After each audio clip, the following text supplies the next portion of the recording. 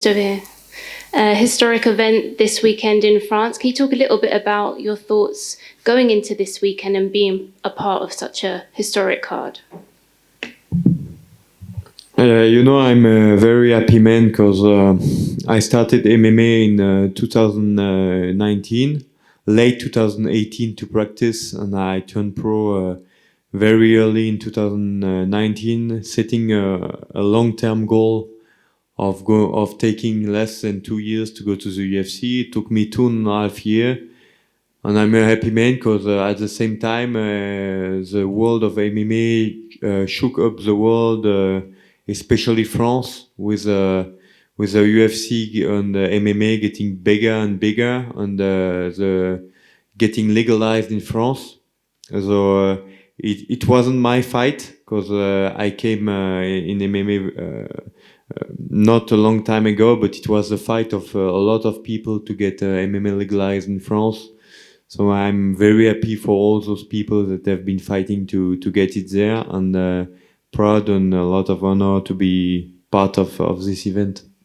What does this event mean to the French MMA fans and, of course, your French fellow fighters as well? MMA is now very popular for young people in France. So with the visibility of the UFC getting here and all the media being there, I think it's getting more and more popular, all age in France right now. So yeah, it's great, and for all the UFC fans in France, they are very happy about it. We could see it. Yesterday at the light training we did in front of the public, and I think people are going to enjoy it, and I hope it will be as big as it is in London. Definitely. And of course, you've had a change of opponent this weekend. You're now facing Gabriel Miranda. What did you think when you first heard that Christos was out of this fight? I was a bit unhappy because I consider Christos as a good gatekeeper. He has only been losing against top 15 or champions of the weight class, like Oliveira, Thiago Moises, Gilbert Burns, all those guys. And against, he did a very tough fight on a split decision against Drakkar Klose, who just came in the top 15 of my division. So I wanted to test my skills against this guy, but you have to, getting injured is part of the job. We are doing it as a professional. It's you train as much as your body is giving you the opportunity to do. So injury is part of life and it's part of the fighting life. So I'm happy that I'm not the one that got injured, and Gabriel Miranda is a tough opponent as well. So it will be a great fight. And what kind of adjustments have you had to make in terms of the change of opponent? The style are a bit different, but I had a very short camp, so I had to first off to concentrate on myself, on what I had to do to be the best version of myself I could be for this fight. And last week, the two last week, we did a bit change in terms of sparring partners to get something that is getting a bit closer to Gabriel Miranda instead of Christos Giagos. And Miranda he's making his UFC debut. So did you know much about him before this matchup? We were both part of Brave Combat Federation, who is a good organization that the UFC is keeping an eye on, because a lot of fighters from the Brave, like Khamzat, are coming inside the UFC and are doing well. So I knew him, but I didn't watch him too much till I knew I had to fight him. I just know it's going to be the third time I'm fighting a guy that is training out of the CM system, out of Brazil. So it's great. We have a kind of a club fight inside the UFC with this Brazilian fighting team. And you both have most of your wins coming via submission. So how do you see this fight playing out? I think it's gonna be a fight with a lot of engagement because of course we have both similarities in some stuff, but I'm going to do my job and to try everything I can to extend my winning streak and to get closer to a call out with the top 15 because UFC gave me a top 15 right away in the welterweight division. So there was a 8 kilogram difference with me and Elise. Now it won't happen again. I'm in my weight class, so I'm gonna do what I can to climb up the ranking and just to keep myself and to become something great in the lightweight division. And in terms of obviously you both having submission wins, do you see this perhaps maybe taking place more on the feet? I'm a complete MMA fighter, so it will take place where I want it to take place because this is the way I fight. I'm the pressure fighter, so we'll see what he can do against that. Maybe we'll weather the storm, maybe not, so we'll see. And what do you think you can expect to see from him on Saturday? A guy that is making his UFC debut, that is gonna to take my place, and I'm the one I'm the one fighting on my own soul, and I'm gonna be the one putting the pressure. Thank you.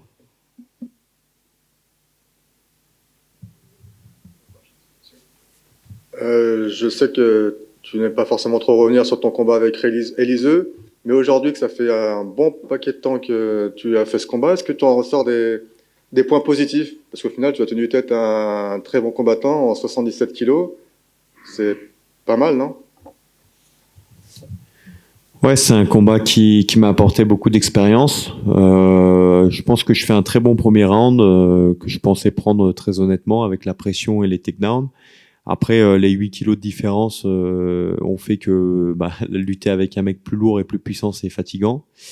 Étant donné que quand je fais le poids à 70, je fais le même poids que quand je combats à 77.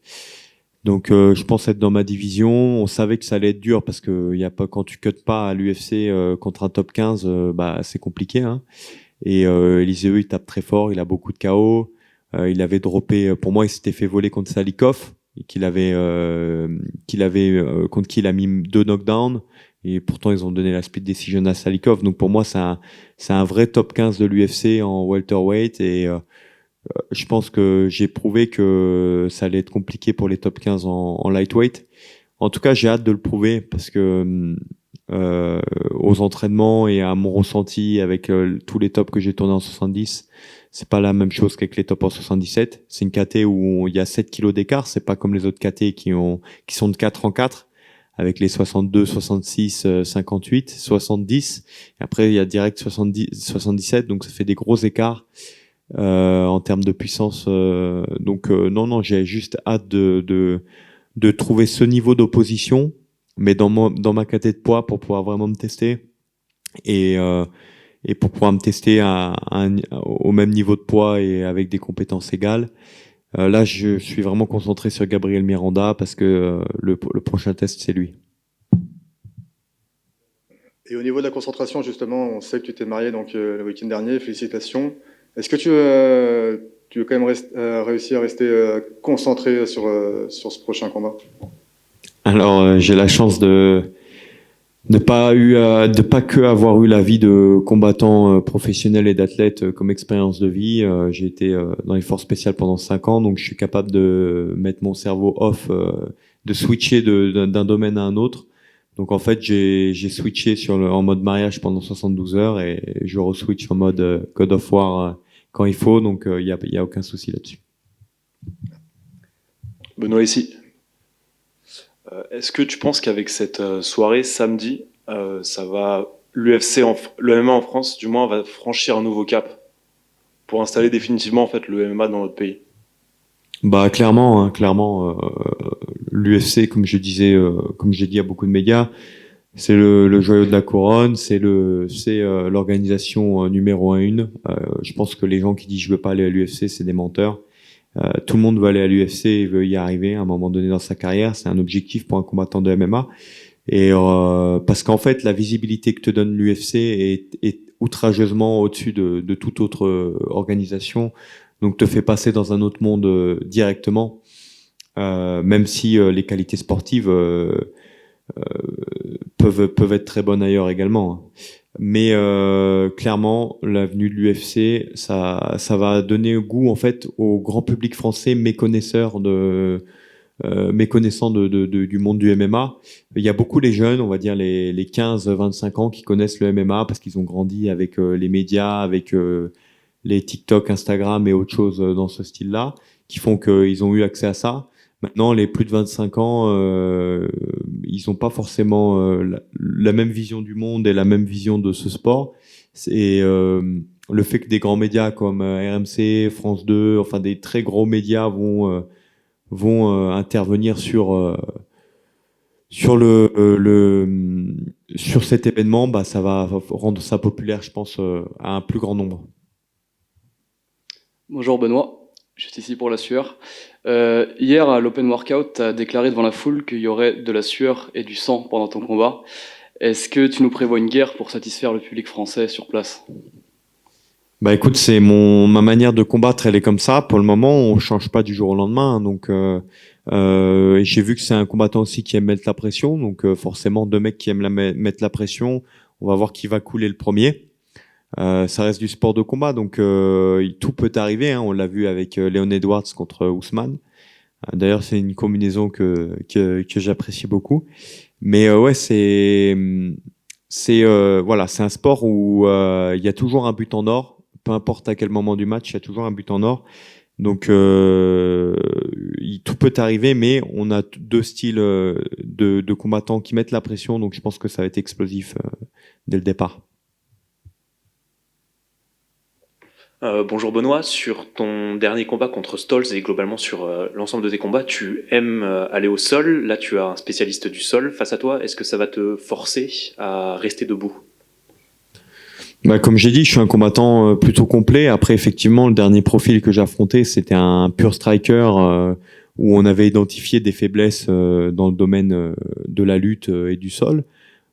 Il avait un bon sol, mais il n'avait pas une bonne lutte, on va dire. Donc j'ai exploité ça, ça a fonctionné, donc il n'y avait pas à changer de stratégie. Donc là, la stratégie, c'est de faire mon jeu en fait, c'est-à-dire de mettre la pression. Moi, j'aime tester les mecs dans tous les domaines, comme j'avais pu le faire contre Eliseu, voir où c'est que je peux le noyer et essayer de le noyer dans ce domaine-là, hein. Je suis pas le meilleur striker, je suis pas le meilleur grappleur, je suis pas le meilleur lutteur, mais je suis un combattant de MMA complet qui a un gros mental. Donc je vais aller chercher la facilité là où elle est. Et je suis capable de me faire mal pour aller la chercher. Bonjour Benoît, David, RFI. Je vais vous poser la même question que j'ai posée à Nassourdine. Il n'y a peut-être jamais eu autant de combattants français à l'UFC. Comment est-ce que vous voyez ça? Est-ce qu'il y a plus de talent qu'avant ou est-ce que c'est qu'avant les combattants français n'avaient peut-être pas l'opportunité, les mêmes opportunités d'aller à l'UFC? Alors, en partie, c'était plus dur, je pense, avant la période, avant que ça prenne de l'engouement. L'UFC, c'était dur d'y accéder, effectivement. Donc, pour Fares, moi, Nassourdine et Gann, il fallait vraiment faire des grosses performances pour rentrer. Aujourd'hui, effectivement, il va y avoir un intérêt supplémentaire. Notamment, là, ça a permis de faire rentrer des locaux comme Will Gomis qui est rentré et c'est super. C'est un mec qui a le niveau pour l'UFC et le fait que l'UFC vienne en France lui a donné l'opportunité, tout comme ça a donné l'opportunité à Fares de re-signer. C'est quelque chose qui va donner un supplément d'âme et un bonus aux fighters français méritants. C'est vrai qu'avant c'était vraiment compliqué de rentrer à l'UFC. Ça le reste, hein. Ça le reste, mais je pense que ça va faciliter en partie les choses. Après, c'est vrai qu'aujourd'hui le MMA en France il se développe. Moi, je le vois, ça fait 2-3 ans de suite que je fais des camps en Bulgarie avec la Bulgarian Top Team, qui est mon équipe de management. Et il y a de plus en plus d'amateurs, en fait. Il y a de plus en plus d'amateurs qui ont un bon niveau parce qu'il y a de plus en plus d'amateurs qui font du MMA en compétition. Je pense qu'on va voir les championnats de France amateurs évoluer de plus en plus et on va voir effectivement des fighters sortir un peu de nulle part parce que plus de monde qui pratique. Donc ça sortira forcément plus de monde à haut niveau. J'en suis convaincu et c'est ce qui est en train de se passer. Merci à tous.